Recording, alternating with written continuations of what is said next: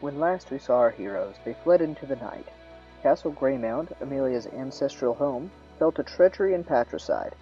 Adam Greymount stabbed Amelia's mother in the heart while his hired witcher, Zane of School Gorgon, took the old duke's head with a single stroke of his greatsword. The duke, Amelia's grandfather, in his final moment flung Amelia the ancestral blade Spitfire, and despite the rage and grief of the young nobles, they were saved by the quick thinking of the retainers, who pulled them off a multi-story balcony to escape. A brief scuffle ensued with malevolent beings of shadow, which gave Michelle, the castle's cook, time. She sent the two noble children out to meet the escaping party in the dark, rainy night. The party acquired horses, rushed the gate, and made a narrow, desperate escape. The party is wounded, tired, and on the run. So, before I narrate any further, what is the plan?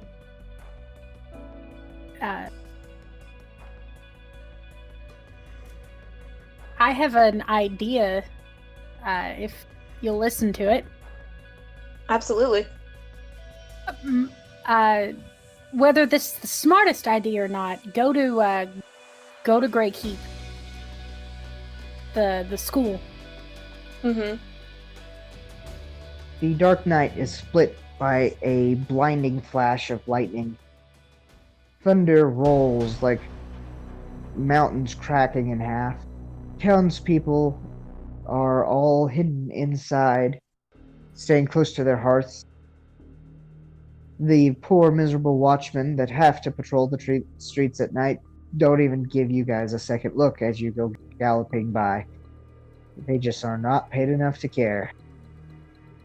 You guys manage to make it all the way to the edge of the city, out the inner gate and the outer gate, and so you guys are actually at the edge of civilized territory. There will be farms for about a mile or so, but then it will be the forest, and there be monsters.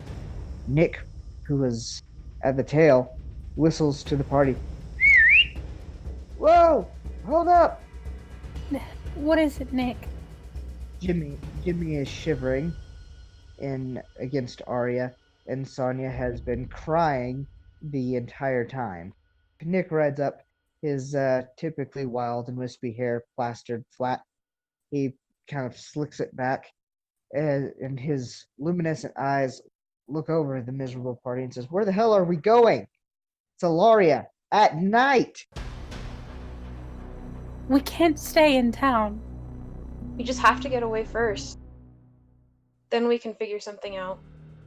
He's like, "Yeah, that's a good idea. Only thing, Alaria at night." You know! Okay, do you have an idea?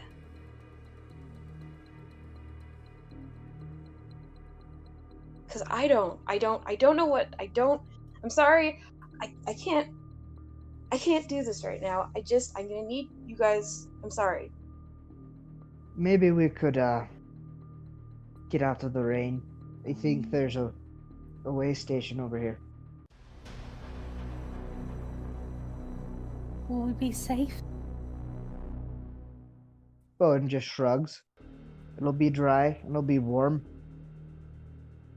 And until Adam's soldiers come looking for us, it should be safe. After we wake, we have to go to Grey Keep. We have to. Bowen starts leading the way, not responding to you, and Nick's like, "Yeah, we've definitely got to let him know what happened, or send a messenger or something." He's like, I don't really know what to think, but What if they come after Dad? I don't think your dad is particularly a strong claim to the duchy. No, I know. Just I'm worried. Nick rides up. She kind of just punches your shoulder. You know, playfully, like slow motion. Yeah. You'll be okay. Come on. He grabs your horse's reins from your hands and follows Bowen. Amelia, I take it you've been following Bowen as well. Yeah, kind of blindly. Yeah. Okay, Bowen leads you guys down the muddy road to a small wayside inn. It looks like it probably has 2 or 3 rooms to offer. Um, it's so close to town that most people just push on. It's called the Drunken Swine, and I as you and I don't as you have my guys, dice or my note. oh, look at you being prepared and shit. I know, hush you. I'll be right back. I went to write down the name of the inn and didn't have my notes. I'm a terrible player. Sorry. No, it's okay. Rick, Yes. do you have your notes? Mm-hmm. Can you hear the clacking? No. Okay.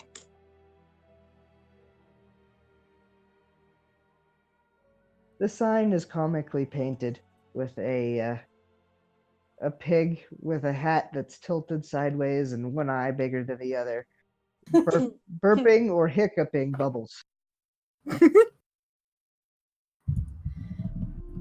You It guys, would be cute if it weren't so sad, the circumstances. Bowen dismounts and everybody else climbs somewhat stiffly off their horse.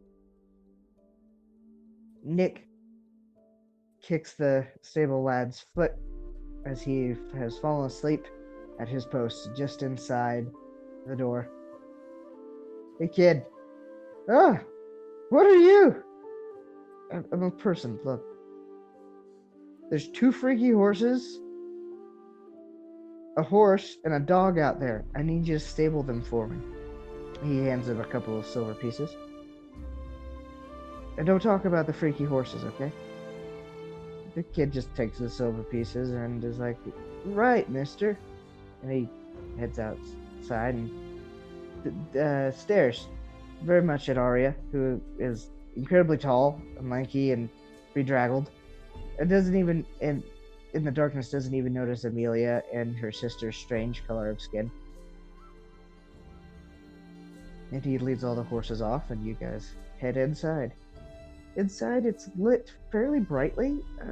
They went ahead and lit several lanterns, all hanging off of proper lantern holders on the wall. There's a person sitting there in the corner, just kind of strumming music to themselves. There is a large fireplace with lots of coals, and the place is warm and smells of food. And you guys have eaten, so you're really not hungry, but a matronly woman comes out. Can I help you? She says, somewhat shocked at the look of the group. Rooms. Right, well, I've only got 2 rooms. I don't want to be alone. So she looks to the group when she says that. So It just is like, what do you want to do? I'm not a mind reader. should we get the 2 rooms or one? Amelia hugs Sonia closer. I think I just want to see all of you guys. That's what I was thinking. Just one. Bowen nods and looks at Nick. Nick hands her a couple silver pieces. She hands you guys a key.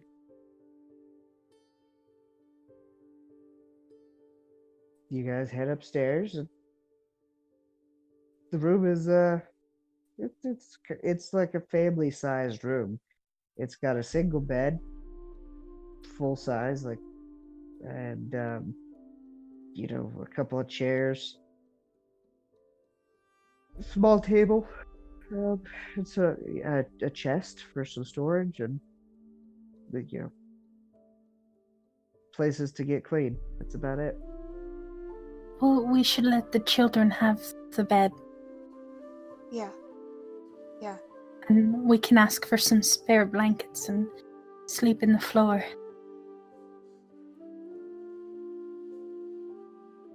Amelia, Just slowly, FYI, but y'all can tip it. Y'all could fit 4 people in that bed. Probably not. Probably not full-grown people. Probably not. Arya probably couldn't fit in the bed. It's like she That's tall. She a tall bean.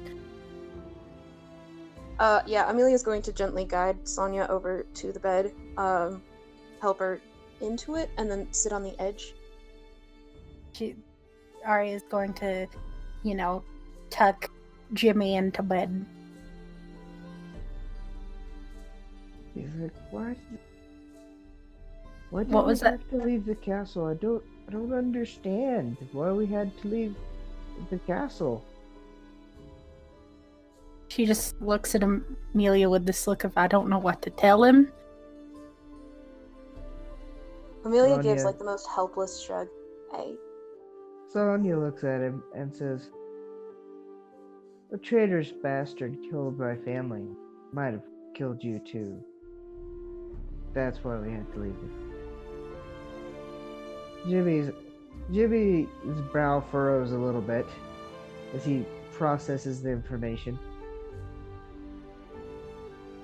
"Oh," he says, and then just kind of gets quiet. He rolls over and lays like he's asleep, but his eyes are wide open. So, first thing in the morning, we leave out. "That's the plan," Bowen says. Looks like, yeah, Great Keep's a pretty decent place. Fairly defensible.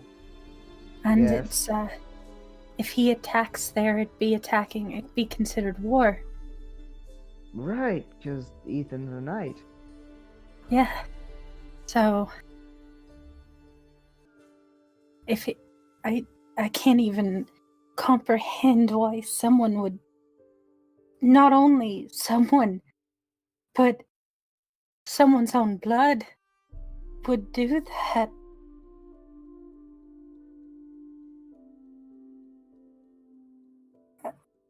Nick thinks about it. Shrugs. Bowen is like, "I know this isn't particularly helpful, but Lady Greymound wasn't blood. She was married into the family." But DM, was Eric his father or grandfather? Eric's his father. But he had his own father killed. Aye. Why? And I have so many questions. What about your graveyard, Amelia? Why was he asking about it? I actually don't know that much. I didn't go in there. There is a legend that has been at the back of your mind for a very, very long time, very dusty. And it's only now that you've had some time to, start unpacking the past, 30, 45 minutes that you see the relevance of it. A while back, your grandfather, Eric, fought a necromancer shortly after he met your grandmother and had his magic sword, and killed the necromancer and took his book as a trophy. Fucking necromancers. They say that he laid the book to rest. That's all he would ever say about the book, other than the title, which the title is kind of interesting. It's called A Song of Thirst and Hunger, and he quote unquote laid that book to rest. This was before your time, of course. Mm-hmm. And I do Okay. believe Adam mentioned I'm going to go get the book. Mm-hmm. Yes. He did, actually. Okay, yeah, so Amelia's going to perk up. Actually, there might be one thing. That book Adam that Adam said, I think that might be what that they've wanted hidden. Because my grandfather, at least mother told me that he got this book from a really evil necromancer and then he laid the book to rest? You think that's it? And what would he want with a necromancer's book? Good. And another question I have is, why the fuck? Which to point that she rarely does she cuss. Was there a witcher there? Witchers don't take political contract. They just don't do it. I don't know. I'm sorry. I don't know. She looks at Nick. Nick looks back, equally helpless. And I've never met anyone from that school. I'll have to ask Mom or Alex about it. Bowen is busy sharpening his sword. Nick says he's gonna go get blankets. Nick comes Thank back you, with Nick. blankets, and he is followed by Missy, who is the proprietor of this place, the lady that gave you the room. Missy has with her a pitcher of wine and 4 cups of hot chocolate, steaming hot. Thank you. Oh, you're welcome, she says, looking at the strange group once again. If you need anything, you know where to find me. And she heads downstairs. And yeah, you guys now have some warmth.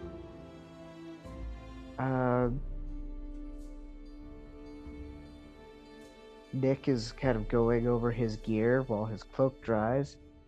And does it look like anybody's going to be getting any sleep tonight, does it? No. Everybody takes 1 point of system strain. Okay. Missing 3 meals or not sleeping each give you 1 point of system strain. So There you go. I have a counter to that, which isn't really counter, but we could all drink from the water wine skin. And if I remember correctly, didn't you say it said it removes the system strain? Yes. The ever-filling flask from the Feywild. Yep.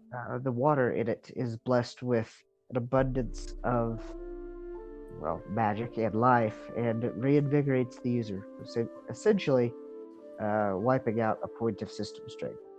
And you only need to drink one One drink from mouthful it. to be completely hydrated. So she passes around the skin in the morning. In the morning? Or whenever they would feel it the most. Okay. It's early morning. The sky is gray, not black. Were the children able to get any sleep? Eventually, exhaustion claimed them, but Okay, she would give them a drink too. I'm just trying to think to take into account how much I have left in the...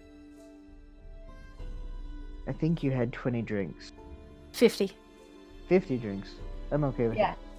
It probably is more accurate to the size of Yes, so first thing in the morning, you guys have been up all night, not saying much. What you have said is, more or less, what roads are we going to take to Greykeep?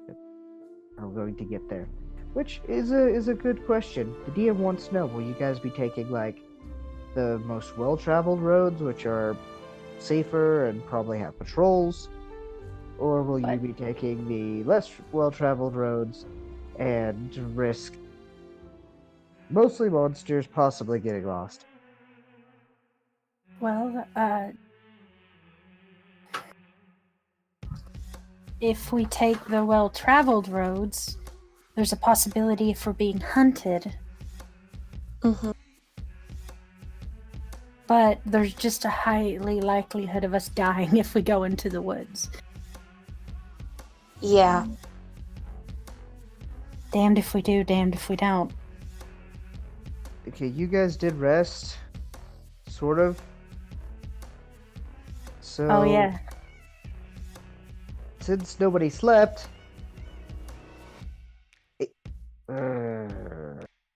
Yeah, because we were fuckered on health points. yeah, I'm gonna give you guys back the full 2 points per hour. Okay. It's been 8 hours, so it's about 6 a.m. The sky is turning light gray.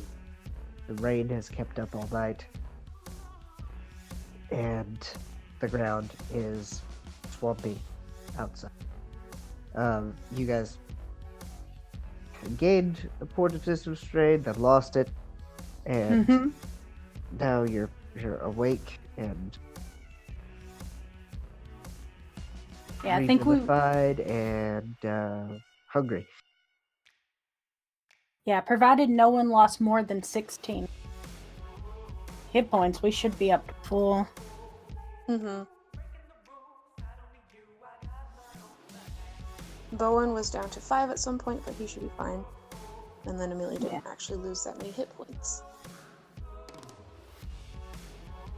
So And then you guys hear from downstairs. It's like, you can't go up there. Those are private rooms. And you hear the sounds of heavy boots coming up the stairs. oh no. Amelia is going to immediately shove the blanket over the kids, tell them not to move, and get out her sword and stand at attention. Okay. Grabbing weapons. And Nick's like, we could maybe jump out the windows. It's not that high. Moan's like, I've had enough of your pansy jumping out of windows. If we need to retreat, then we will. So there's a knock at the door. And there's a knock at the other door across the hall. The other door across the hall opens. See, somebody says, "Oh, it's early. What do you want? Who are you? Well, hey!" You hear the sounds of searching. The knocking on this door comes again, louder, more insistent. Open up! In the name of the Duke! Bowen, looks at you and kind of starts edging towards the door to open it. Should we just run?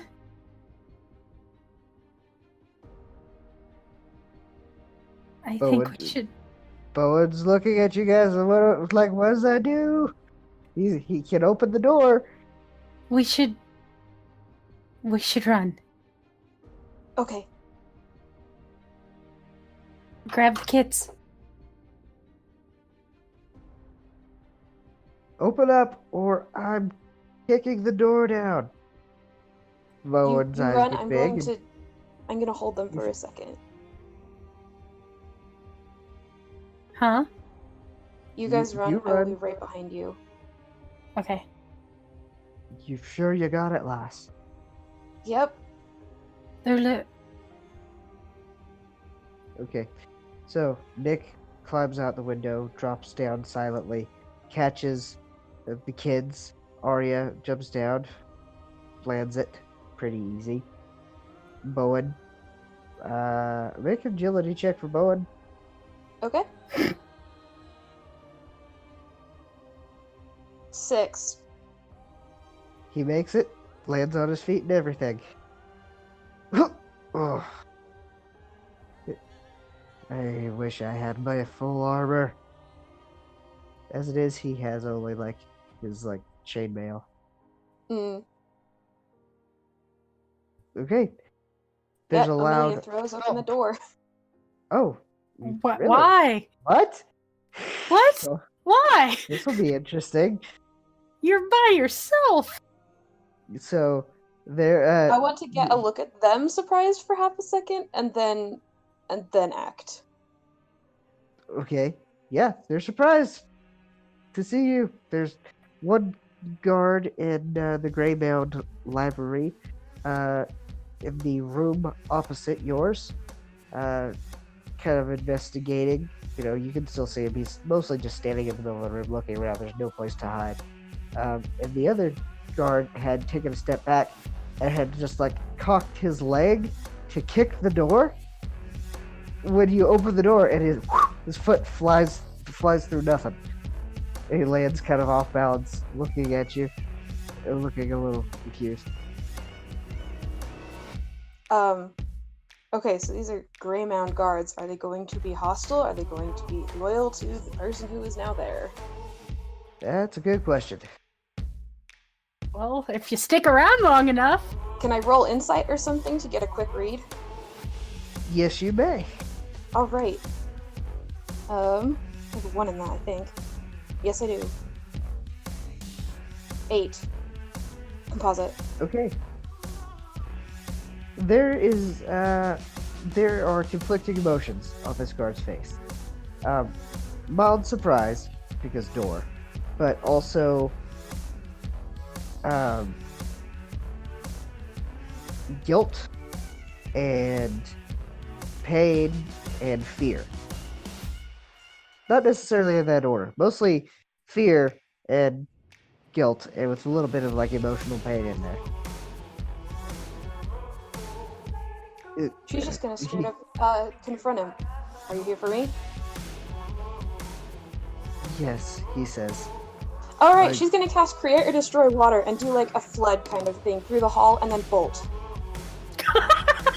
Shit.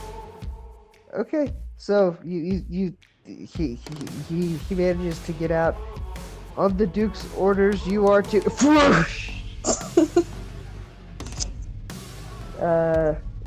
go ahead and roll magic, I guess. Alright. How many points did you put into that? Fuck! It's just a first level, so it's not gonna be a ton. That's maybe not gonna succeed though. That's a 4. Okay. Oh no. It doesn't knock him back, but you do have enough movement to just jump out the window before he catches up to you. Everyone, right, go! Okay, the rest of the party is halfway to the stables already, and that's good. You guys make it to the stables and start throwing saddles on horses and whatnot. It's gonna take at least 60 seconds to get these horses ready to ride. Whole round. Or no, 60 seconds. That's a minute. That's fuck. If you're going the 6-second thing, it's 10 rounds.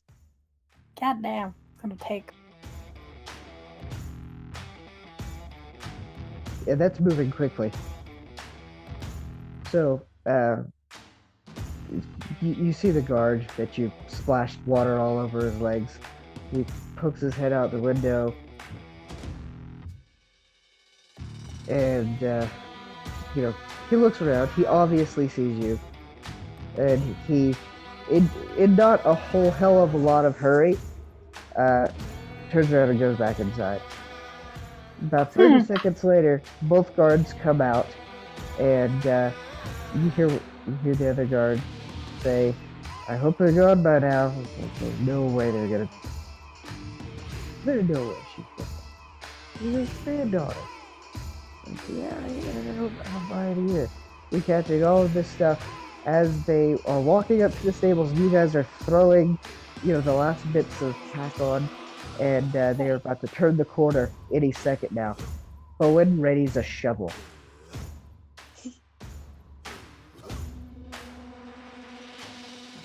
They think you did it?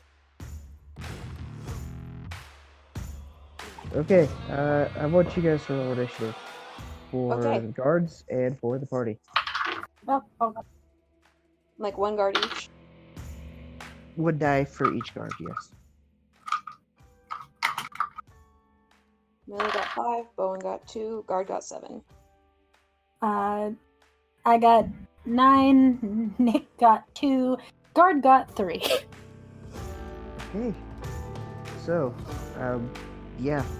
You turn the guards turn the corner, and they've got this kind of hesitance on their face, and they're about to say something when Arya.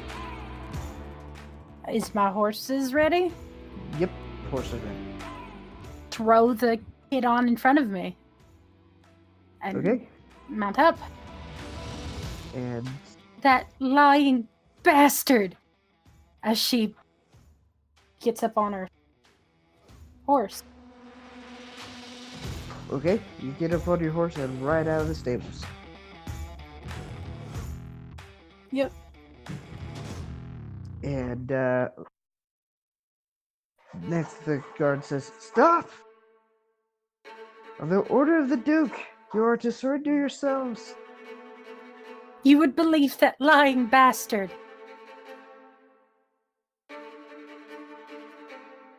You will face the Duke's justice. The other guard says, shaking his fist at you. Bowen, so basically everybody mounts up and rides off, and these guards don't actually try to physically stop you. It's only the 4 guards on the road that were the rest of their contingent. They're shocked to see you guys riding around the inn, but they attempt to intercept. I want everybody to roll riding. Okay. If you have a passenger, you're at minus. Yay! Of course it would be. Did you say -1? Yes. Well, this die just needs to go away.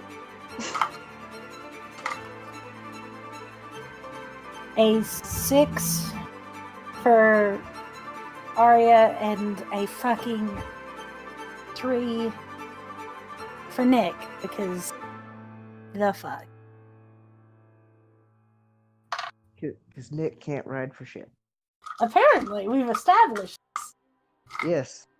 Last night he got tackled off his horse by Shadow, and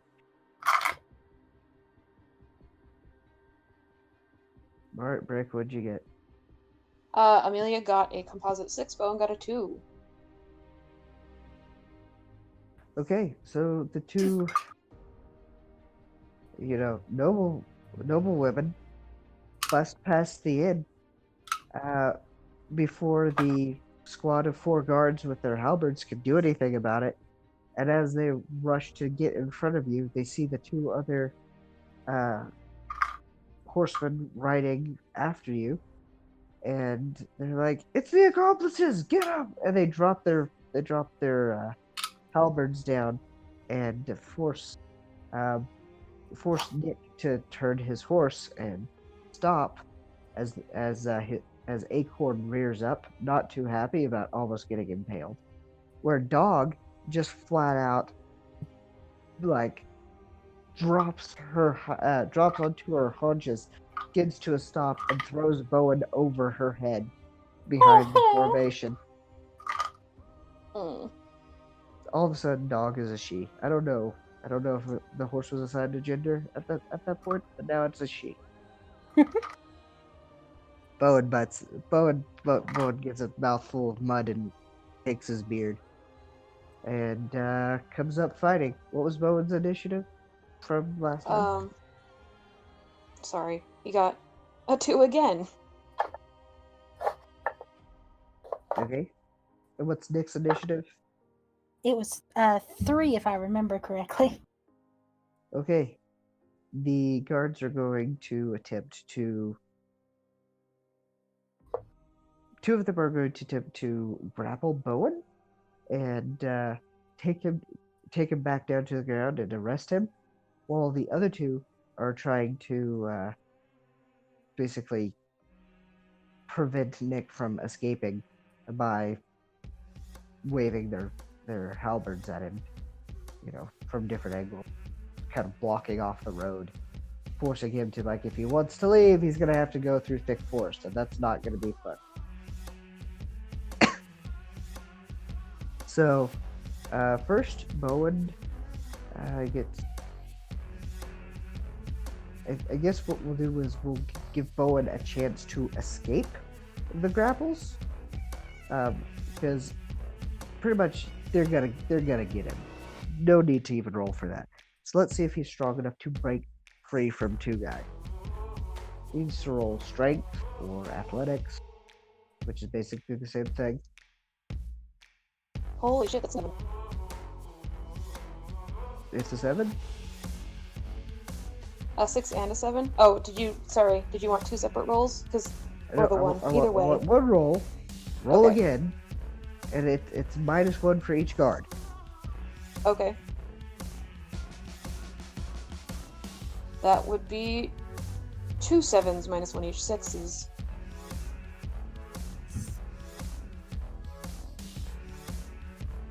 I don't think you did that right, but I'm gonna give it to Bowen anyway. Sorry. Bowen throws an elbow back and breaks a nose and spins in the mud and gets his arm free and starts running for the road. Nick needs to make another riding check. See if he. Please don't fuck up this time, Nick. Okay. That's a lot better. It's a 7. Okay, Nick manages to stay on his horse. And now we are essentially in combat. Are you two going to flee? Or are you two going to turn around and, with the kids in your saddles, fight from horseback? None of these ideas sound particularly enticing to me. No, neither of them do. I don't want to run, but at the same time, I don't want to put the kids in danger. I mean, I could. The only options I have is dominate one of them. But I mean, I could do that. Give Nick I enough. want to point out those 2 guards that were way back at the stables. They're now running this way to Okay. help their friends. The only thing I can think of to do is dominate one of them to basically make enough distraction so that Nick can so that makes them break formation. So Nick can ride by. Good news. They're more or less out of formation already, but if Nick rides by a non-friendly target, he gets attacked. And there's a lot of non-friendly targets. Yep. So I am going to do that. I'm going to dominate one of the guards.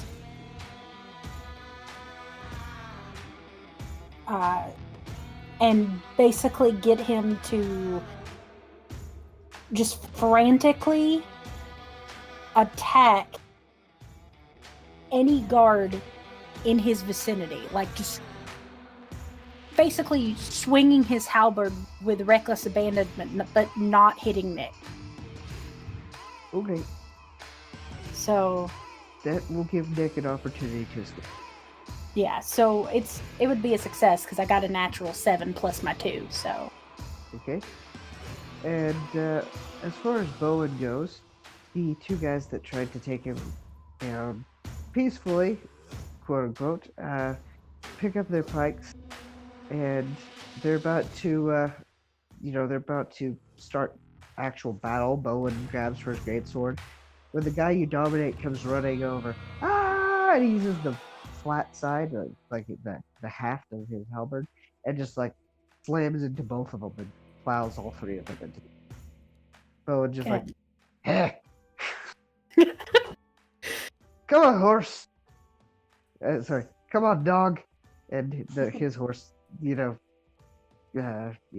comes comes to him at a canter, and he mounts up while the two guards are fighting their comrade to get off of me. They're right there, you lunatic. The other guard that got smacked is like holding his bleeding wrist, like, what the frick is going on? And Nick rides by. The other two are like, stop in the name of the. Oh, okay. They're kind of like British police. Stop, or I'll yell stop again.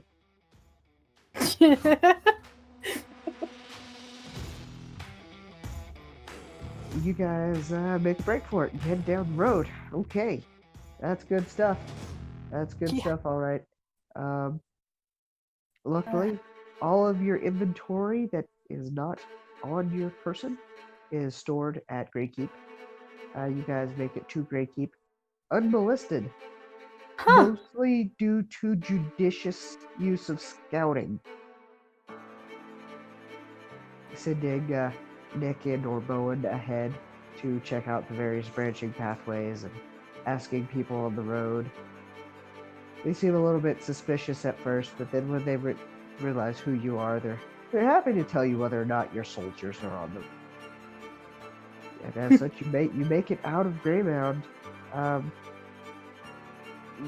Relatively easy, but it was pretty stressful nonetheless. You make it into Ravenspire. And the second you're into Ravenspire, you are basically within the Johannesburg territory. I forget which barony it is exactly, but I think it is the Grey Keep barony at this point. I have to check that. But you get the idea. You're basically home, Arya. Yay. Took like all damn day. And you were pretty sure you heard some monster noises along the way. Did you get to Grey Keep?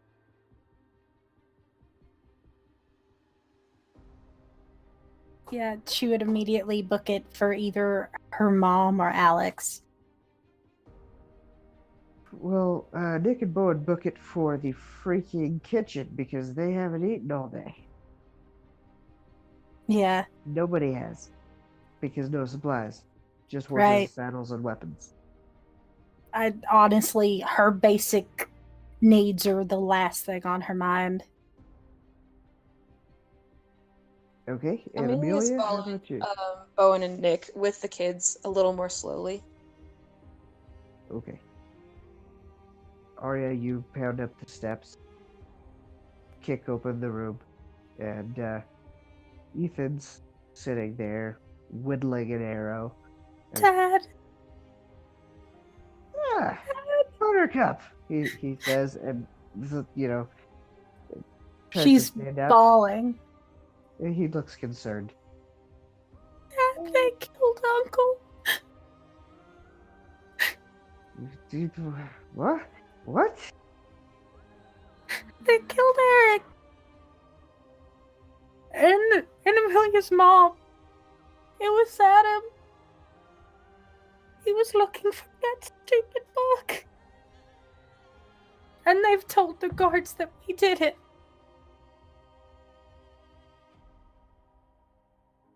Hello?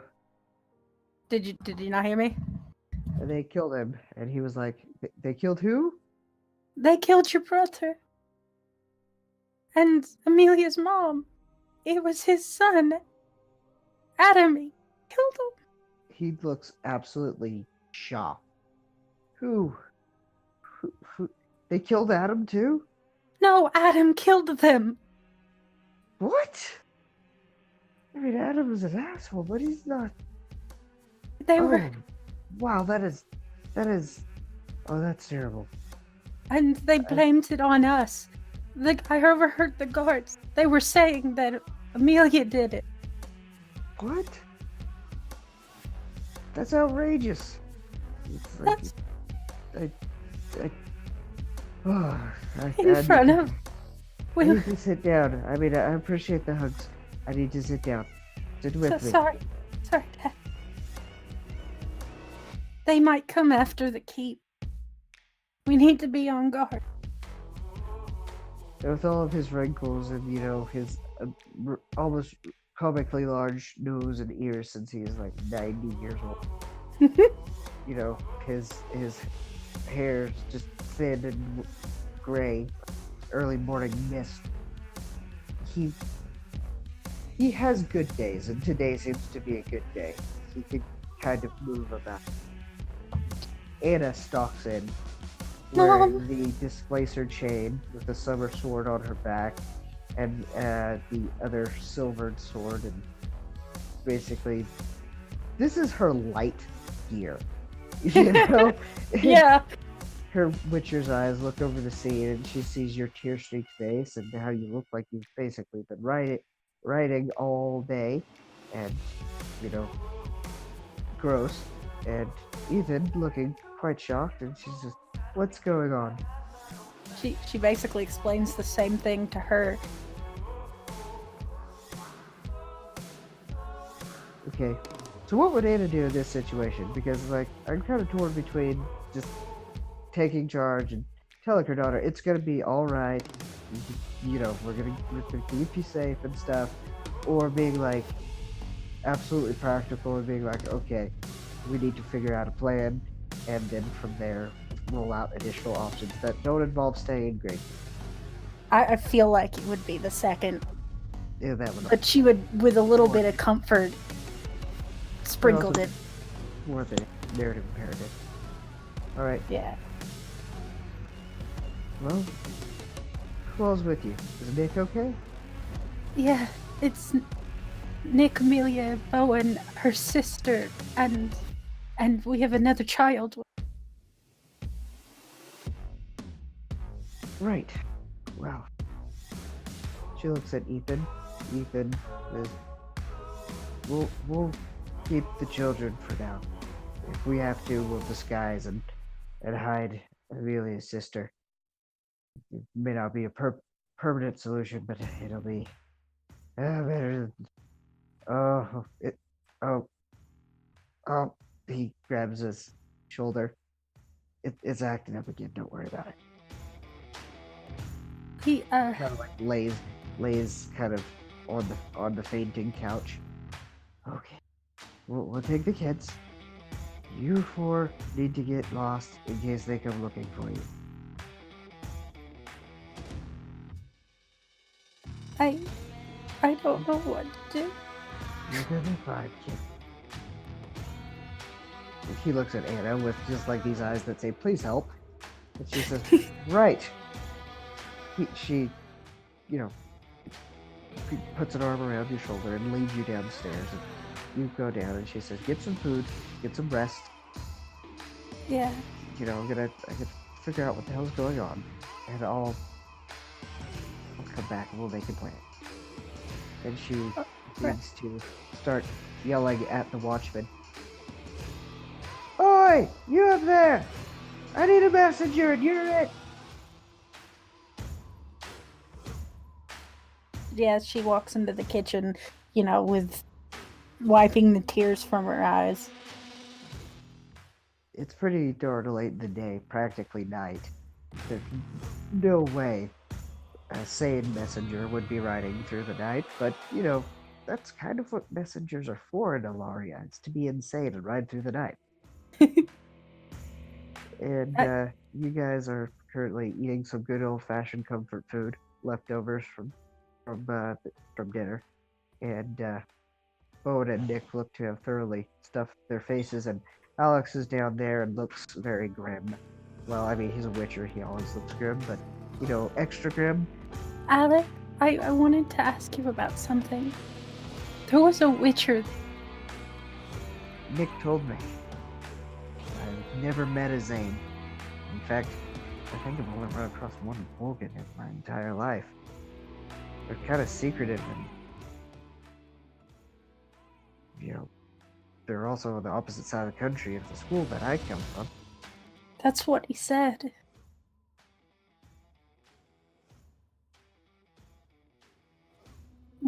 Witchers don't do that. They shouldn't do that. Certainly shouldn't. I mean, butchers are just people too. We make mistakes and we do things for coin that we probably shouldn't. I mean, the only thing that I can suggest is that you ride to the school of the Gorgon and demand answers.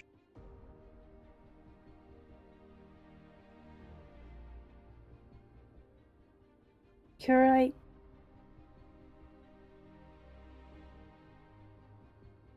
All right. So, Amelia, you've been awful quiet. Yes. Okay, so she gets the kids situated, eating, makes sure that they're physically going to be okay for a second. And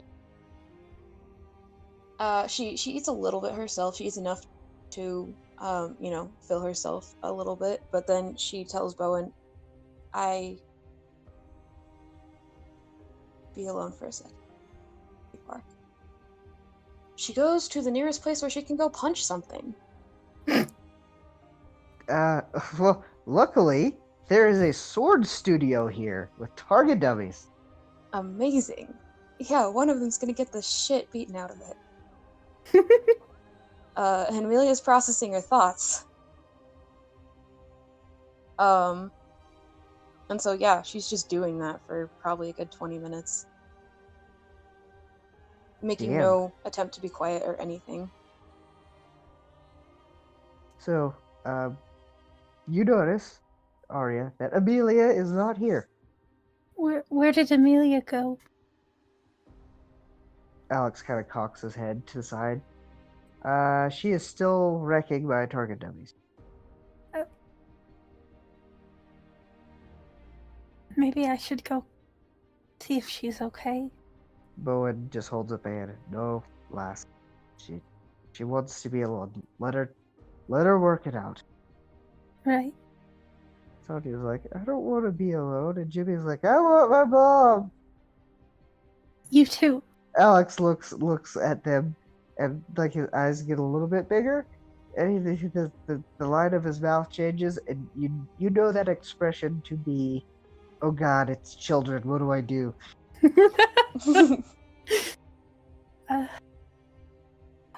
Normal children, at least. I mean, he raised Nick in kind of the Witcher fashion, which is almost more like military school. But anyway. Mom and Dad said that they're gonna stay here until we get things sorted. That may be a good idea. Maybe not. Depends on just what this bastard wants and how far he's willing to go to get it. But for now, at least while Ethan's alive, we have the Duke of Ravenspire backing us, so... Yeah. I mean, it'd be kind of nuts to come here for one kid.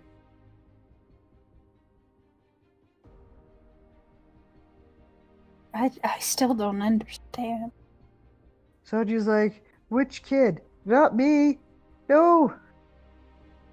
No, I don't want to be here. If they're going to be coming for me, I say we keep going. You'll be fine. No, you'll be fine. Look, we've got excellent alter self potions. We'll make you look like a cute little redhead, about 2 years younger. You'll be fine. She looks unimpressed with this plan. Plus, I don't think that they'd be attack the kid. It would be like declaring war. Yeah. See, nuts. Like I said, Amelia, are you quite done? Yeah, she comes back in, stone-faced. And a little bit sweaty. Yes. Well, there's the School of the Gorgon for one. Yes. And that actually came about organically. That actually came out in play. You know, you can ride to the School of the Gorgon and demand answer. Yeah, there's saying about this cult The Cult of the Red Hand. Okay. Do you have any other ideas? I mean, the book itself is something, but it's not really something we should be probably pursuing Looking- immediately. Yeah, because it's in the place we just ran from. Right. That's actually something she should go ask Ethan about. If he's coherent. He's usually coherent, but he's also usually crippled by, like, some kind of nerve damage. Yeah. That just excessive age and all Talking the health supplements that your mom has pushed on him over the years to keep him spry. Yeah. We Side should. effects may include burning nerves. Yeah. Having a Witcher give you things probably not the smartest idea. We could go talk to Ravenspire or the Ravenspire and plead our case. So I'm encouraging you to think like a little bit outside of character, if that helps you come up with more options. Your character's objectives are, of course, survive, Mm-hmm. clear your name, and take back your land. So the obvious question is, how are you going to do that, right? You're probably going to need some force because, let's face it, you're not going to be able to just waltz in there and arrest the guy. No. Right now, you're pretty likely to get arrested as murderers of beloved Duke Eric if you basically show your face anywhere in that duchy. So, investigating the cults.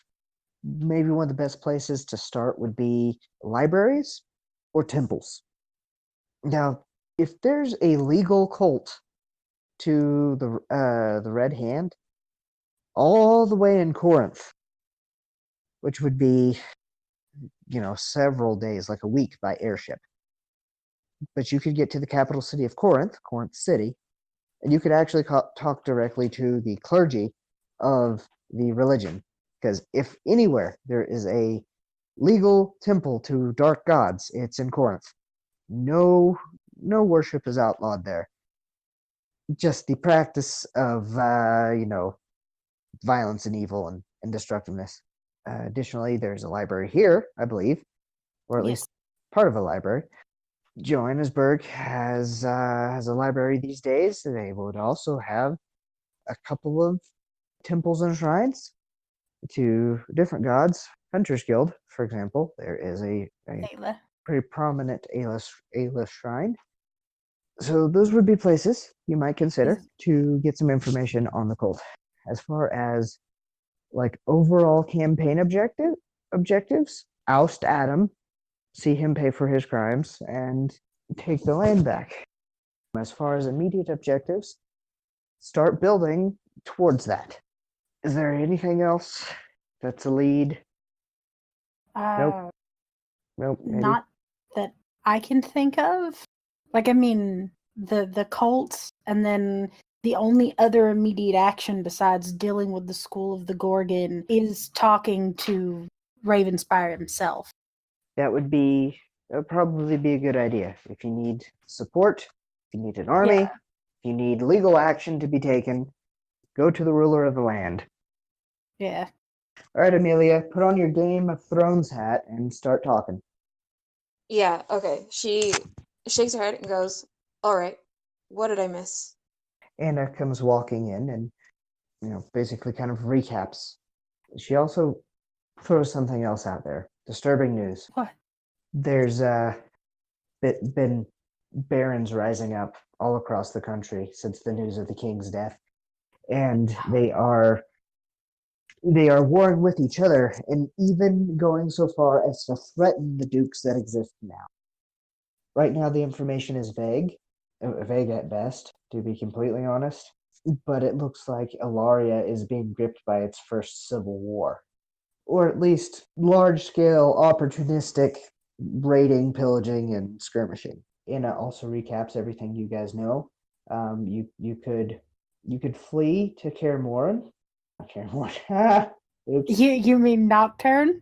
Yep, to Nocturne, which is a witcher's castle isolated up in the mountains in the northern part of the country. It'd take you probably 3 or 4 days to get there by horse. Luckily, there's an air dock here, and they can actually drop you off there in about a day and a half. Maybe sooner if the winds are good. There won't be like a standing army to defend the keep, but it's way the hell out of the way, and there are witchers there usually, at least one or two. It wouldn't be like a great place to It'd be a great place to like take action, but it would be a good place to hide and watch things unfold and kind of get a strategy together. You could start calling on various political ties to the family Greymound and plead your case that no, I didn't kill my grandfather. His son killed him, and yeah, if they believe you, then they'll pledge their support and might need an army of your own, or at least some troops to defend you if you're going to be traveling a lot. Might be a good idea to have an escort. Those are the things that come to my mind. And Anna basically says it. Okay. First, Amelia says, "Well, thank you for being able to take the kids. I don't feel having them on the move, and that is greatly appreciated. We need to get safe. We need to find somewhere they're not going to find us, to regroup." The safest place is, as Mom suggested, if we want to hide out, is Nocturne. Yep, that's what I was thinking. But before we go, I think maybe a little recon in Johannesburg to give us some information. Okay. Yeah, that's and good. Maybe we can resupply. So about how long is that? You guys have all your adventuring gear here. Yeah, So you do have a bunch of stuff here. See your character sheet. Yeah. I still want to buy something. Well, okay, just saying. Jeez. Yeah. But DM, do I know if there is a temple of Ala Damara in Johannesburg? Yeah, a temple to the god of assassins. Probably not like gonna be openly worshipped or announced or anything. If one exists, then... Well, there was one in the last town we were in. There was? Or is it Ala Damara? I'm thinking of the god of music and. I'm sorry. Yes, Ala Damara. Yeah. Altair? No. Okay, I was really confused. I was like, wait, didn't we just go to a temple of Ala? Yeah, I think I was in planning mode when I should have been in listening mode. Sorry. It's okay. So, are you guys gonna go to Nocturne? I think the consensus is yes, right? Mm-hmm. All right. It can be quickly arranged. Before you go to Nocturne, Johannesburg is a big city. You can buy just about anything legal there, and then maybe, if you're lucky, a few illegal things. You want a gun? Probably knows all the places to do that. Yeah, I want a gun. Damn it! Does it like send chills down anyone else's spine whenever a woman says, "I want a gun," like that? It's like she intends to use it, and you know it. Mm-hmm. Okay. Hell yeah. Okay, here's your options. Now, there is a gunsmith, but this is not Corinth, the home of human-made guns. This gunsmith is in fact a human, and as such he has to deal with the crude tools, and very little knowledge has been released from the elder races about how to do the gun thing. Because they hold on to those secrets, especially since Corinth has been having some racial issues. They've basically cut off giving the Corinthians any new technology. So the gunsmith has a couple of weapons. He has a full-length under-over double-barrel rifle. He has a single shot carbine, which is a shorter rifle. And by single shot, everything's single shot. It's muzzle loaded. But what it meant was single barreled. So it'll be light, much more comfortable to carry. It'll be short enough that you can, wield it on a horse or have it, sheathed, holstered on a horse. It also has like all of its reloading and cleaning stuff like right there underneath it. I know you're thinking about guns, but I remembered that you told me to remind you of something. I was okay. The lanterns. Yeah, so the lanterns did have holy symbols on them. In a way, the holy symbols decorating like the top and the bottom of like the outside, the round part. Mm-hmm. Yeah, they would require a religion check, or with the difficulty of 1, so -1. Mm-hmm. Did you pass? Yeah. Okay. With an yeah. Okay. So it's a symbol of Altair, god of assassins. Okay. But the other thing you noticed was that there was a like these lanterns looked old, right? They look dusty. They look, like they were made a long time ago. They're not in style or anything. The bottom of the lantern had the palm print, well, the handprint of the red hand etched into it and packed with black wax. Well, might have been red wax. It was dark. You couldn't tell. Probably red wax, knowing these guys. Yeah. You're free to interpret that as you wish. That fucking opportunistic bastard. Okay. So guns, back to guns. So these are like all human-made guns. He does have a gnomish gun, but is very, very expensive. Probably more than the gold I have. Yeah, he wants like 50 gold for it. I mean, I could, but that would only leave me with very little gold left. Yeah, this is it shoots slightly smaller caliber rounds than you might like, but it holds 12 of them and actually has 2 cylinders that rotate opposite each other. It's a pistol. Now, as far as pistols go, he does not have very many good pistols. Most of his pistols are essentially cheap flintlock pistols. He has that one, which is like cartridge ammunition, which is expensive but awesome. And maybe the next best thing he has is his pride and joy, his graduation piece that he had to make to graduate as a journeyman in gunsmithing school. It's still a flintlock pistol, but it's got a longer barrel. It's got some gold filigree on it, and it's got like a gold molded dragon's head with a barrel coming out of it. And he says that he has a special powder mix that goes with this kind of gun, and it causes the projectiles to light on fire. So between some alchemy and some like really ultra basic enchantments that he has stamped on these bullets, which basically raises the ammunition price a little bit, they do fiery damage as well. Okay, how much? Okay, he wants 10 gold for the pistol. That's not bad. It'll be 1 silver. Like regular shot would be like 1 silver per round.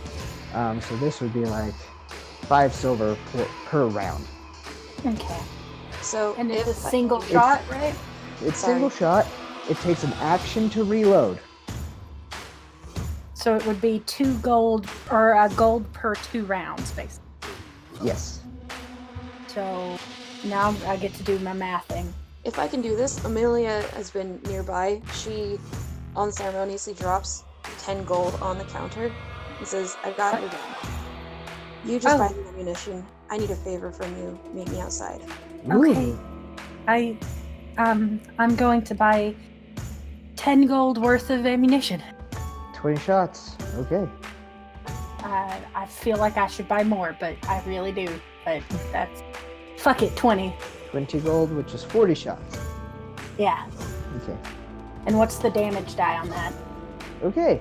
So, a standard pistol with round shot, it does like 1d4, but it's armor piercing. Then there's there's an upgraded pistol with shaped shot, which will do a d6, is more accurate, it's armor piercing. This uses enchanted shaped shot with an enchanted, alchemized powder. Mm-hmm. It is 1d6 plus 1d4 burning. Damn. He calls the weapon Drake's Breath. Nice, I like it. Thank you. I will hopefully put this to good use. I'm not as good with guns as I am with blades, but I am no slouch. He says, well, I'm just glad that the weapon is going to someone who'll actually use it. It's just been collecting dust here for the past year. To be honest, I wish I didn't have to, but... He kind of like seems like he doesn't know what to say. He's like, adventurers need weapons. There's monsters that need slaying. But, thank you. Absolutely, my lady. If you'd like to commission any specialty pieces, do let me know. Between myself and my collaborators, we could make some fairly special weapons similar to that, if you like. Thank you. I may not be in town very much. Is there any way, if I need to get more bullets and ammunition? I suppose I could ship them to you. With the rise of the airship industry, And the mail service has really taken off. No pun intended, but it's a lot safer to ship things by air. And of course, with our air dock not being too far off, it's doable. It's doable. I might charge you an extra gold piece just for the delivery fee, but that'd be regardless of how many rounds you buy. Okay. Within reason, because if they start charging me by weight, I'm gonna have to start charging you by weight. Understandable. I actually was going to ask on. I know this is probably going to cost a pretty penny if you would even consider it at all. Would it be possible? I would only use it for personal use. To get the recipe off of you. For the powder? Yes. I could. Please. He doesn't really want to, but I'll roll a persuasion. Okay, I was like, I will roll a persuasion if I have to. And I do have persuasion. I think I have. Do I have persuasion? No. I do have persuasion now. 8. So you give him the puppy dog look, and he just really doesn't want to. Oh, okay. On the condition that you don't give out the recipe, I will not use it. You only use it for your own stuff. Of course. He says, but here's the warning. Okay, the recipe does not include how to enchant the bullet so that the flaming powder coats it and goes with it. So he says you'll essentially be making a very short range fire blast every time you fire if you don't have the proper enchanted bullets. Okay. Okay, so he'll sell you the recipe for 5 gold. Damn, that's a lot cheaper than I expected it to be. Well, I mean, it helps to make friends with the local nobility. Yeah. Now, Thank you. This is essentially gunpowder, so you can use it for anything that gunpowder can be used for. It's just highly incendiary. I'm sorry, I totally didn't think of making, gunpowder bombs or anything. Not at all. That wasn't the first thought that popped into my head. Okay, you head outside and Amelia is waiting for you. What did you need? Good choice, by the way. I So, thought it was.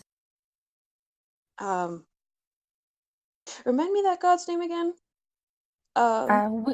Which one? The one that talked to you, Ala Damara. I was going to go there. and you're sure that he actually talked to you. It had to be. No one else could see him, and the priest seemed to know exactly who it was, and had what he told me already written down. I was going to go there to the temple here and pray again and see if couldn't get any answers. Well, that's good to hear. Can I come with you? Of course. Thanks. Of course you Okay. can. So She looks pained, but purposeful. okay. So Bowen has been, nearby-ish, and Nick has been, staying mostly with the family and looking after the kids, so he's not here. The three of you make your way to the Temple of Aladamara. This is a slightly different shaped building. It has like three steeples, one at each end and one in the middle of the sloped roof. It is painted black and white, but has also pillars supporting the roof are kind of external, and the pillars are wrapped with ribbons, and there are little bits of prayer paper that have been, stitched to these ribbons, and you can hear music and merriment and laughter inside. Which She does the same thing as before, tucking her necklace of Ayla into her shirt. okay, many people in this world are polytheistic, and it's not considered a bad thing to be so. Oh, okay. Well, then she wouldn't have thought to even do so. Then I guess It's just like if you pick a patron god, it's like that's your number one, but you give respect to the others as you interact with their domain. So like you may really like, Zeus, the king of gods, and lightning bolts and shit, but whenever it comes to archery, you're probably going to pray to Apollo just to make sure you don't miss. That kind of thing. So yeah, you guys walk inside, and there's an entire performance going on. There is music, choreographed ribbon dancers, twirling and bouncing around, and there is this little gnomish woman that actually swings past your face on a trapeze. She is dressed in the black and white quadranted leotard, and you hear her go, whee! After she gets caught by another gnome, this one male, they swing back and he lets her go. She does like a triple front flip through the air and sticks the landing on the podium in front of you. The podium wobbles ominously, but she doesn't even look at it. She's just beaming. She has like a little half mask, and the top half of the mask is white, and it seems to be like the eyes look like they're in pain, like it's the tragedy mask. But it's only half, and her, huge smile and beaming teeth, really overshadow everything else about her. She has short, kind of like blonde hair that seems to be cut badly, so that little tufts stick out everywhere. And each tuft has like a different color. But she looks quite festive. Hello. How can I help you? Welcome to the temple of the god of fun, mischief, and basically anything that makes life worth living. She says, thinking about it. I How can help you? have two things. One is fairly easy. I want to buy a symbol of Ala Damara, and the second one is I want to pray, I guess, and give an offering. Wise choice, looking to garner some luck, are we? She says, Or and see if I can get him to talk to me again, honestly. she quits smiling, and she just like her posture goes from, airy and carefree to very grave, and she's like, "Are you trying to say that the god talked to you directly?" Yes. You think she's a little bit irritated, and she front flips off the podium, and just. I did also manage to take all of the air out of the temple on accident. That might have had something to do with it. Well, I mean, he does like his jokes. So you've got a couple of different options. You could get the Aldemar mask in various grades of ostentatiousness. You could get a necklace with a necklace or bracelet with like a die or dice charms. They won't be used as regular dice, but they're just there. Yeah. Alternatively, if you wanted like a more interactive kind of like focus, there is a deck of cards, and it is both playing cards and tarot cards, as is common in this world. Yes. But it's not like a symbol per se. I want to get Mara basically is in the deck as the rogue. nice. I want a card and a necklace. The cards and a necklace. So the cards are beautifully made with like gold leaf inlay, and as such, the deck cost 10 gold. Damn.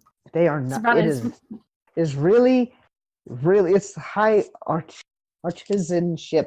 The printing press only exists in one place in the world, mind you, and right now they're using it to print non-human propaganda. Oh, nice. Yeah, man, I am just money is liquid right now for me. Jeez. However, for as simple as a silver piece, you can get like a wooden and plaster painted half comedy, half tragedy face Aldemar mask. For 5 silver, you can get that same thing, blessed with holy oil. Or if you wanted a gold, you could get like a silver medallion, and it would be like polished silver and rough silver for the black and the white. Yeah, definitely. I mean, it's her. She's not gonna go for the cheap plaster one. I just had to put it out there because that's what your commoners would get. Yeah. So for the deck and the mask, that would be 11. If I wanted the silver one blessed with holy oil, that would be 5 silver. Okay. So damn, I'm getting broke. But I really wanted a freaking gun because I forgot to get one in character creation. This is what you do when you forget to, and you spend your points on things you don't need. I didn't spend my points on. I bought everything was useful. I mean, technically, I didn't need the flask, but that's come in handy already. That's true. So, Amelia, the Yes. little gnome woman has handed off your cousin to a somewhat shady-looking young man who has like a patchy beard and like a very like wedge-shaped face, like a big nose and shifty eyes, and he's sitting behind a counter, and he's got like a black hat with white band around it, and he basically looks like a shady pawnbroker to you, but he is the one that is he's the one that is basically doing the transaction. And the gnome walks up to you. So, Blueberry, what can I do for you? I'm gonna get back to you on that. Hey, Bowen, can I talk to you for a second? He's like, aye. Just kind of like tears his eyes away from the gnome priestess that was talking to you. Yeah, over there looks sketchy, and I'm definitely gonna go follow him, but in a second, I have some awkward questions to ask you. So, I mean, God dwarves come from the same places that, human babies come from.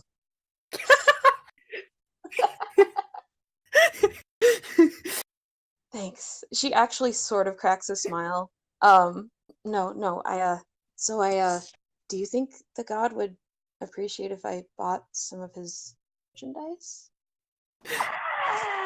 This particular god. Go ahead Yeah, and make she a wants to religion grill him roll for for him. everything he knows. Okay. Oh no, that's a nat 1! Oh no! He knows everything about Aladamora. Everything. No, he's not that kind of character. He's also doesn't have the kind of knowledge base to like mistake one thing for another. So he gives you basically just this is a failed roll. I'm not gonna like negatively like anti knowledge that doesn't exist. But basically, the churches of all faiths typically sell merchandise, like devotional items, like what she got, or even sometimes like more practical things like gear, services, or weapons, just to kind of keep the lights on, so to speak. Um, as not every religion has offerings or can support themselves on such things. So buying things not necessarily to get the god's attention, more to focus your attention on the god. Okay. And is that how he He says that? hasn't the foggiest, yeah, very much. He hasn't the foggiest idea though of how you might get this one's attention. This is the god of luck and skullduggery, and he worships the god of war and honorable combat and facing things head on. Right? Okay. He does worship Warmond, yes? Yes, he does worship. Okay, good. Maybe I'll hold off then. I do have one more thing to ask, I guess. So, All right. I give you shit all the time, but I really want you to know I appreciate everything you do for me. And I seriously value your opinion, so I need a straight answer to this one. I'm out of my Okay. element. What the hell am I doing here? Should I actually... It's a god. He did talk to someone. Am I wasting my time, or is there something I could maybe do for this guy to win his favor? He looks really awkward and kind of like clasps his hands together and kind of shuffles his feet a bit. Says, "Well, lass, first off, you're welcome and thank you. But that would be something to ask the priestess. If you want to curry God's favor, typically you ask the clergy how to do such a thing." He says, I really don't know if it is a waste of your time, because I'm not sure what you're hoping to get out of it. I mean, he's a god of rogues and bards. Bards of all things. No, I love bards. I'm just kidding, but you gotta understand they're like you know an act of nature. They just happen. Yeah. He says, but you're not exactly that kind of person, and in my opinion, this is just my pure opinion. You should come with me to the war god's temple. We shall spill sweat and blood in his name, and in our valor, we will curry his favor. You know? That's a very Bowenly fake thing to say. Yeah. Always a missionary. No, but we'll talk. And she kind of looks serious again for a second and goes to catch up with Arya and make sure that one guy isn't screwing her over royally. Thank you. You're welcome, he says. Come back anytime. He also smiles at Amelia behind you, politely. Just because he looks shifty doesn't mean that he is doing something shifty right now. Are they still performing? Yeah, they're kind of going in fits and giggles, you might say, and Okay. so they'll go for a while, and then somebody will screw up, and they'll all laugh at him, and they'll start over. She puts on the necklace, and I was going to ask the priest. Excuse me. So there happens to be somebody in like a quartered black and white like robe turned away from you. You can tap them on the shoulder, or you can go find that little gnome. Tap the person on the shoulder. Okay. Would it be inappropriate to join? So the guy turns around and He has an animated mask. Oh my god, you thought it was all a Demora, but you're pretty sure this is some kind of mortal. It's like the mask moves when he talks, makes different expressions. Somewhat unnerving. Would it be inappropriate to join the festivities? I wanted to give an offering of sorts. It would be most appropriate. Thank you. He says, gesturing around. And, he frowns at you. And he smiles. She's just got this, like, her head's cocked to the side the whole time she's talking to him with this look of, what? I lost a bet, he explains. Oh. One of the god's angels blessed me with this face for the next 3 more years. Oh, unfortunate. It was 5, but I managed to gamble my way out of 2 so far. Here's hoping I never gain that kind of disfavor. You see things, he says. Very, very strange things. What? Oh, he gestures to his face. If you have one of these masks, then it can't take off. He kind of like pulls at it and it stretches like rubbery. Do masks like that exist that you can take off? Yes! In legend, at least. Supposedly, there was a mortal about 100 years ago, plus or minus a couple of decades. He actually caught the god's attention and wasn't a worshiper. God, the angel that I was currently wagering with at the time, as he tells the story, the god basically followed around and pestered the mortal many, many times throughout his short and illustrious adventuring career. Eventually, the god asked a bit of a favor, and the favor was to, go save this chapel that still exists, I think, out there in the Ilarian wilderness. It's kind of an odd shrine, to be completely honest. But anyways, go save it. It was under attack. He saved it, and in reward, he gave him the white mask. Huh. He says, I could show you a picture, but I'd have to find the book. But basically, it is a kind of like just a blank mask with the eyes cut out. It's like shield shape. And then he, through lucky coincidences, found someone wearing the black mask that was trying to kill him. Mortal combat ensued, and upon, the masks touching each other, they fused into one like this. Oh, well. Don't ever stare at the moon or the sun. They stare back. Interesting. I suppose I will jump in. And okay, so you had your amulet blessed, right? Yeah. You have a single luck point. Nice. And you can add that 1 point to anything, as long as it pertains to your character. Be that attack roll, be that damage, be that skill check, and it lasts until you use it, and it goes away. Okay. Bowen is watching the acrobats, or more specifically, the gnome priestess. Flies through the air. He clearly, then the card. So Amelia is like right over your shoulder this whole time. I'm going to perform, I guess. Hopefully he speaks to me again. Okay. Hopefully. He's watching very closely. She's going to... are they playing music, or... They are playing music, juggling, spitting fire, trapezing, and ribbon dancing. Nice. Okay. She's going to start dancing and singing. Oh boy. Yeah. Roll performance, then roll Eladrin magic. Okay. Part of me, it wasn't a bad roll, but the other part of me really wants to pop Charming just in case.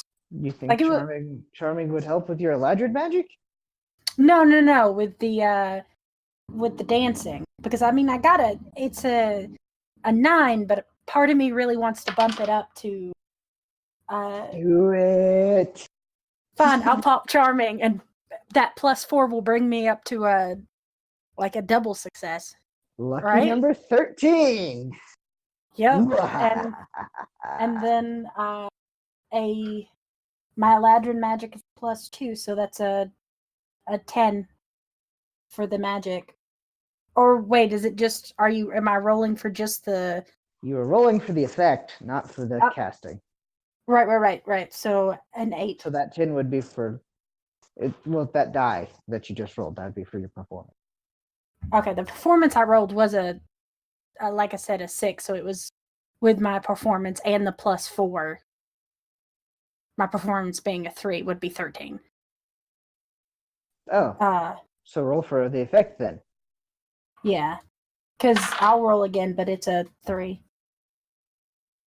Okay. So you're watching closely, Amelia, right? Mm-hmm. You smell garden smells, like flowers and freshly tilled earth and just growing things.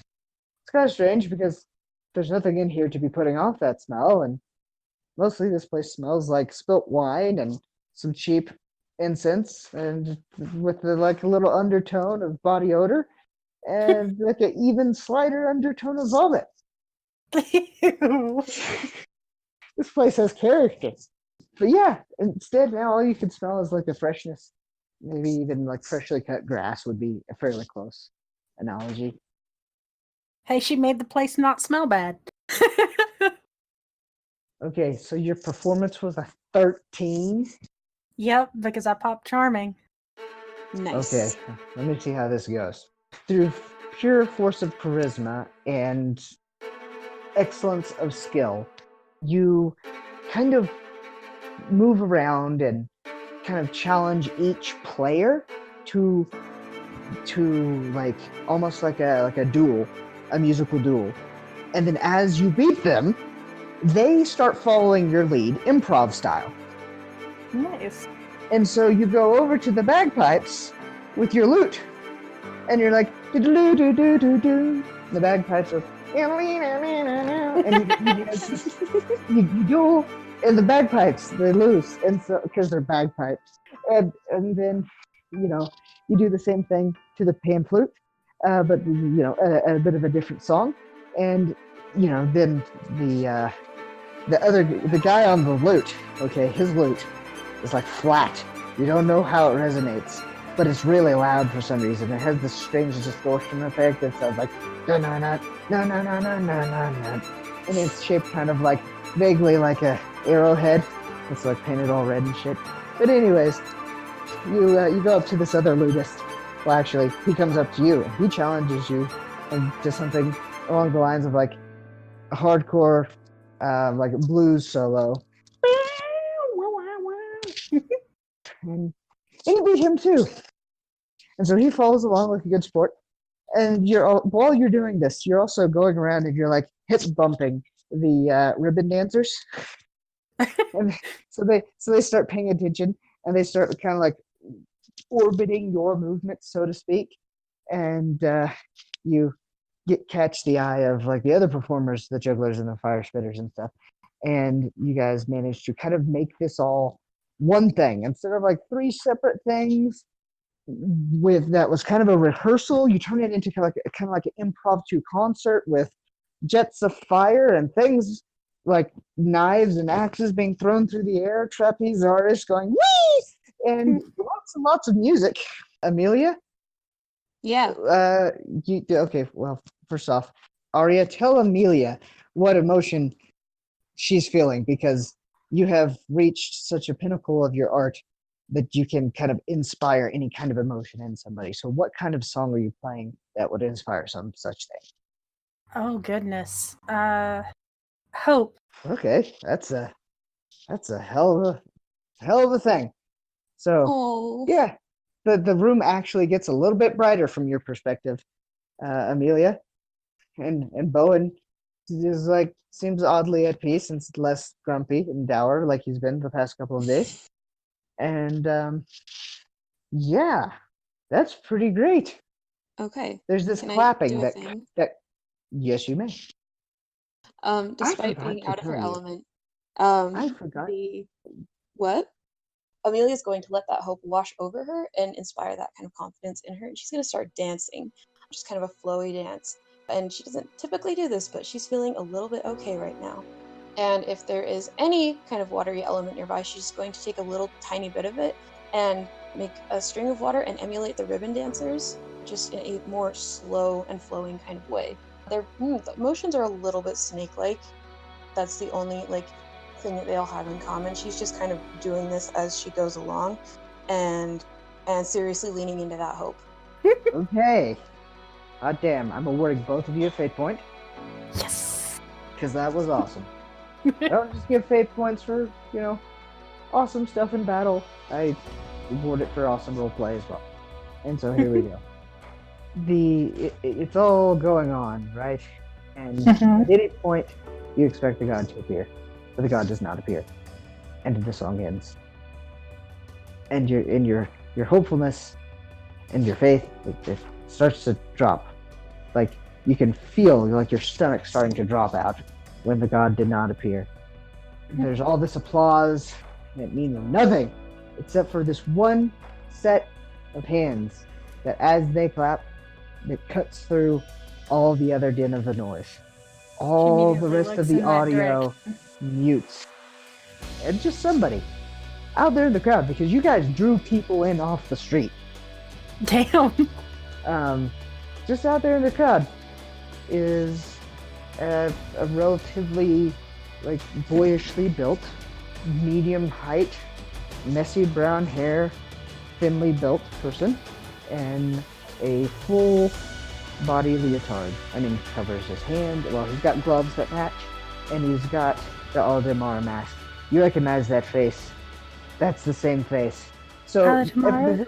the rest of the world seems to dim as Aldemara claps for you, and he jumps up onto the, bench-like table that he had been sitting at, and he's just walking through, and casually, with just one foot, he'll bump a wine goblet, and in slow motion, he'll start to spill on somebody. He'll keep walking, bump another, move somebody's plate an inch so that they miss with their fork. And You heard. as he does so, he says, "Wow, it is not every day somebody puts on a performance like that. And just for me, I'm touched." I try. He's beaming. The thing is, whatever one half of the mask does, the other half of the mask basically counters it in intensity, and also with the opposite kind of emotion. So if one was showing happiness, the other would be showing sorrow. Well, he's beaming. He has this aura. Okay, this is an aura of awe, which is threatening to overwhelm your characters. Basically being this close to something this powerful just kind of triggers something in the back of your little monkey brains that say worship or die. Literally the hair on the back of your neck is starting to stand up with primal recognition of some almighty being.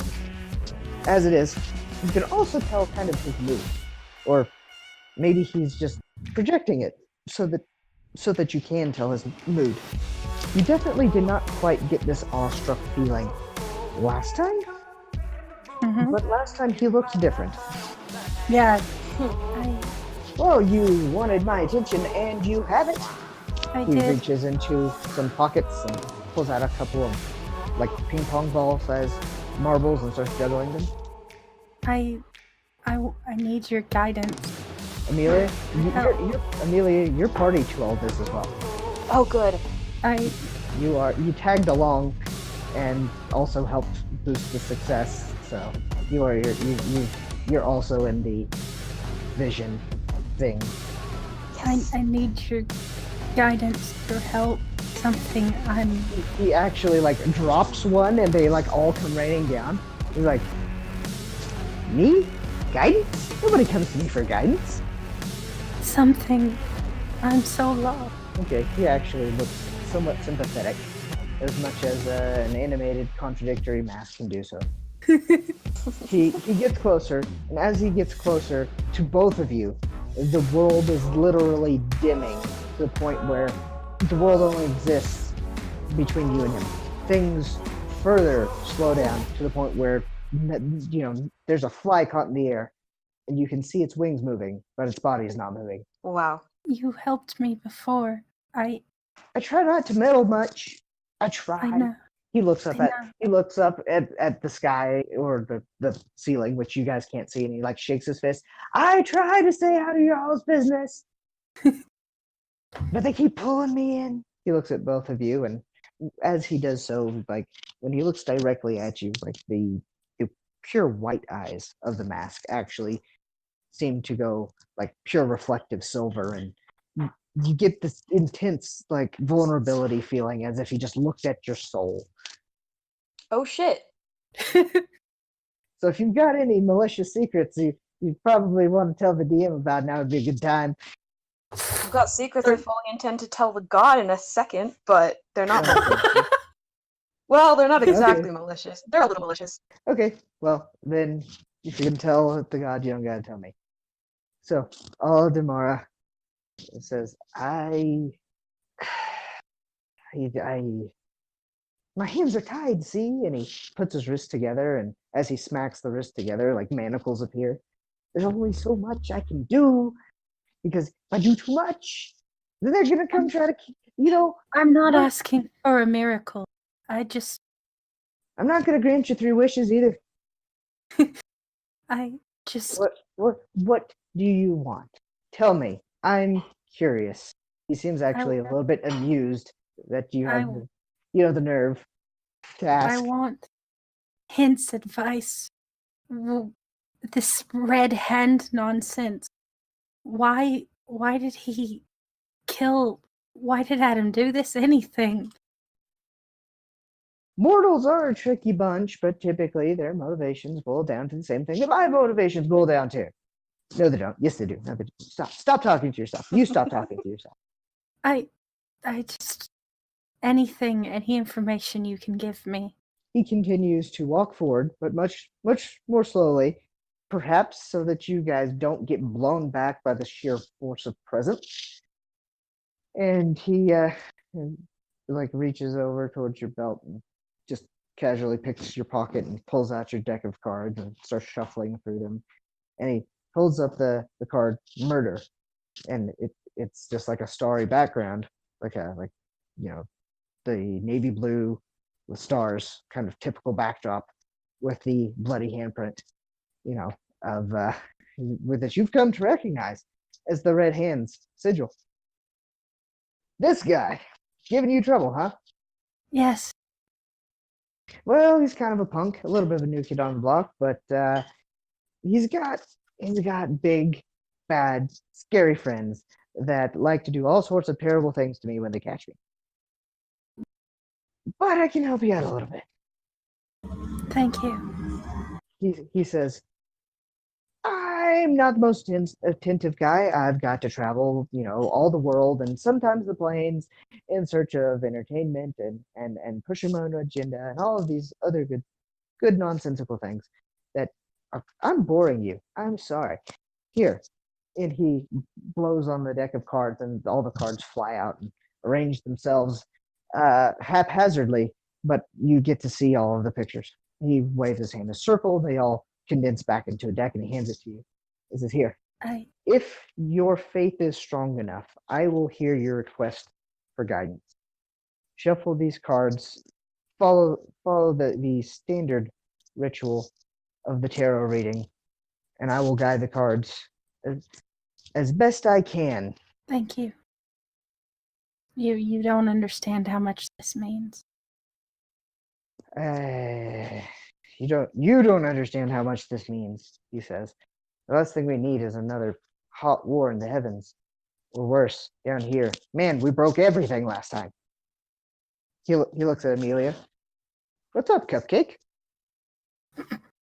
Amelia. It's as if he's just now really noticing you, other than that time where his eyes, flashed across you. Right. And so usually Amelia's down to include Arya in everything, but this time she's like, can I just talk to you alone for this one? He's like, sure. One side of the mask winks at Arya, and Arya, you snap back to reality. People are still clapping. The fly buzzes past your face. Okay, and Amelia, You the might already know god this. of rogues and bards, is like, I might, but surprise me. And he kind of rubs Okay. his hands together in anticipation. You can keep a secret, right? Well, yeah, pretty good. I mean, I'm not exactly the Jaka, the god of secrets, but I can keep secrets. Okay. Because I'm gonna need your help, and I'm gonna need you to get a little quiet for a bit. So first I want to tell you something, just because I want you to be clear where I'm coming from. I've studied swordplay for years, and make no mistake, I'm very good at it. Recent events have shown me that is not enough. I need more. I need some kind of power, magic.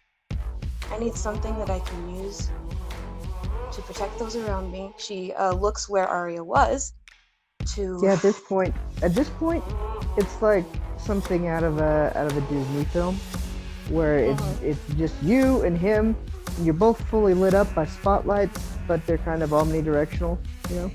Everything else is pure black. Okay. Yeah, so she looks where Arya was, sees the blank spot, but looks back to him, Oldemar, and says, and continues, and I need to end them. Those that hurt, those that killed my mom. There's nothing I won't do. So, here's what I ask. How do I get this power?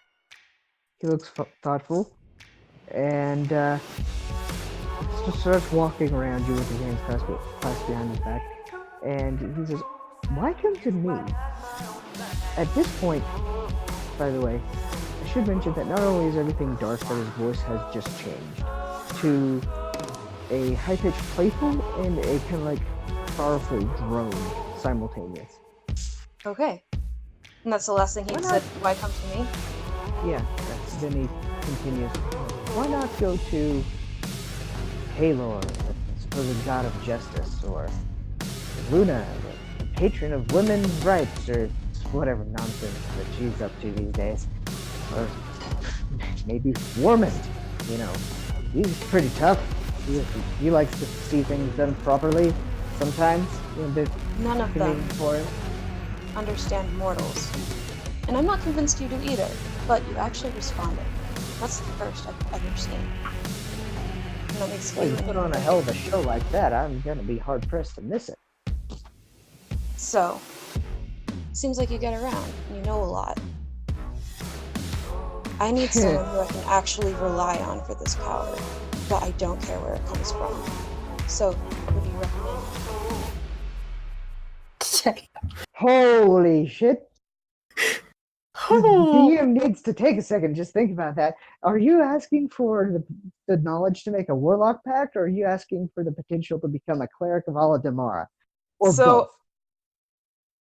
How about a Warladin? Anything of that. Her class is still up in the air, and last session pretty much, led her to this. I'm giving you a lot of power to just say what works thematically the best for the story. So she wants power and doesn't care where it comes from, is what you're saying, right? She literally said that just a second ago. Yeah. Oh, man. This is a good cliffhanger. It's a good cliffhanger. I need to think. Craig, get lost.